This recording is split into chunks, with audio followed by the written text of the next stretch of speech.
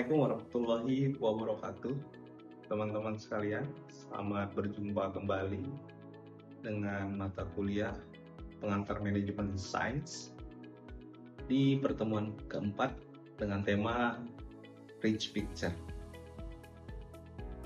Teman-teman, seperti biasa, sebelum kita memulai, kita refresh kembali tujuan pembelajaran kita kali ini. Pada umumnya, tujuan pembelajaran kita kali ini adalah untuk menggunakan Rich Picture sebagai model atau alat visual yang dapat membantu teman-teman dalam proses memetakan kegiatan di dalam organisasi, terutama untuk yang sifatnya mengintervensi atau melakukan perbaikan di dalam organisasi. Oke, kita akan masuk ke tema intinya.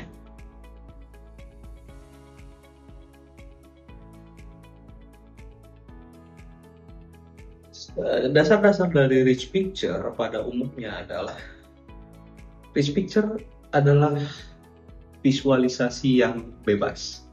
Tidak ada batasan terkait dengan bagaimana menggunakan Rich Picture sebagai alat visual. Oleh karena itu, kreativitas, ide, dan segala sesuatu yang dibutuhkan harus teman-teman eksplor untuk bisa menggunakan Rich Picture dengan baik. Memang tidak ada batasan ya, tetapi teman-teman boleh cek referensi-referensi yang sudah saya sediakan untuk melihat bagaimana menggunakan Rich Picture yang baik. Boleh cek bukunya Ceklan, buku saya pribadi, atau beberapa sumber yang setelah saya sediakan di dalam tema kali ini. Oke, kita masuk ke fungsi dari Rich Picture. Fungsi pertamanya adalah mendiagnosis masalah. Ini berfungsi untuk mengetahui mana aliran dari suatu organisasi yang bermasalah. Kemudian, sebagai alat komunikasi, Rich Picture secara visual akan memberitahukan manajer atau stakeholder tentang alur komunikasi yang ada di dalam organisasi tersebut dengan bentuk gambar. Kemudian ini juga bisa berguna sebagai refleksi dan ya, saya katakan sebelumnya sebagai alat intervensi manajemen terhadap kegiatan di dalam organisasi. Oke, elemen kunci. Elemen kunci di dalam Rich Picture yang pertama adalah aktor. Aktor adalah orang-orang yang kita lihat di dalam organisasi, yang kemudian nanti akan kita petakan atau kita gambarkan di dalam Rich Picture. Yang kedua adalah struktur. Struktur bisa diartikan sebagai proses atau bisa diartikan sebagai hierarki. Yang ketiga adalah masalah. Ya. Masalah juga merupakan elemen kunci dari Rich Picture, teman-teman. Yang keempat adalah nilai dan keyakinan. Values and beliefs merupakan elemen kunci di dalam Rich Picture. Karena nanti biasanya ya, di dalam Rich Picture, beliefs dan values akan mempengaruhi intervensi yang akan kita lakukan. Yang terakhir adalah lingkungan eksternal. Teman-teman harus paham bahwa ketika kita melihat suatu sistem, kita tidak akan bisa memisahkan langsung lingkungan eksternal. Oleh karena itu, di dalam Rich Picture juga diakomodir bagaimana bentuk dan pengaruh lingkungan eksternal terhadap organisasi. Teman-teman, kita akan berupaya melakukan proses Rich Picture di dalam kegiatan kali ini. Pertama adalah langkah-langkahnya. Langkah yang pertama adalah tentukan batas sistem, teman-teman. Batas sistem atau boundary dari sistem merupakan salah satu kegiatan yang harus dilakukan pertama kali sebelum kita membuat Rich Picture. Contohnya ya, boundary adalah siapa sih aktornya, kemudian apa saja yang mau dilakukan, dan sebagainya. Yang kedua, kita harus menggali informasi. Nah, gali informasi ini sifatnya kualitatif, teman-teman.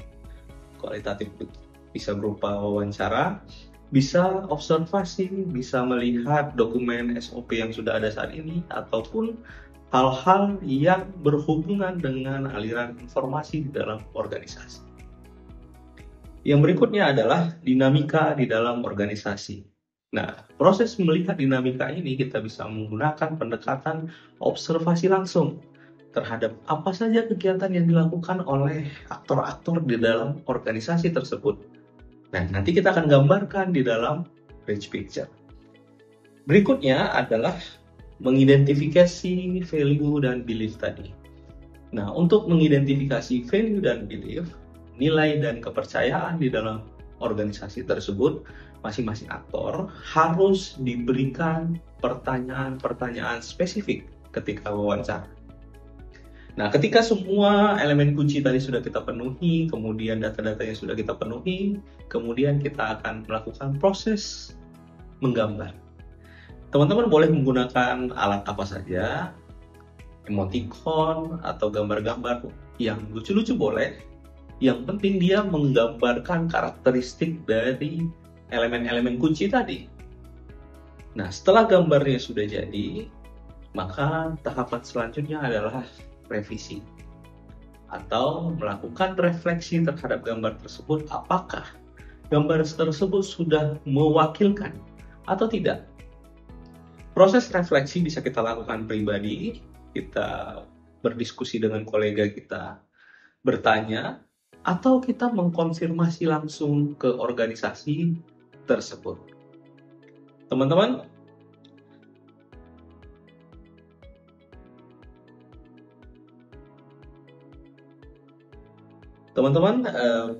refleksi kita atas rich picture adalah apa manfaat terbesar dari menggambar sistem ini? Apa yang biasanya tersembunyi tapi menjadi terlihat ketika kita melakukan proses penggambaran dengan menggunakan rich picture? Teman-teman, terima kasih. Ini adalah materi keempat. Semoga apa yang kita sampaikan di materi kali ini teman-teman bisa menggunakan untuk dapat mengaplikasikan rich picture di dalam proses intervensi organisasi, terutama menyelesaikan mata kuliah manajemen sains. Terima kasih. Assalamualaikum warahmatullahi wabarakatuh.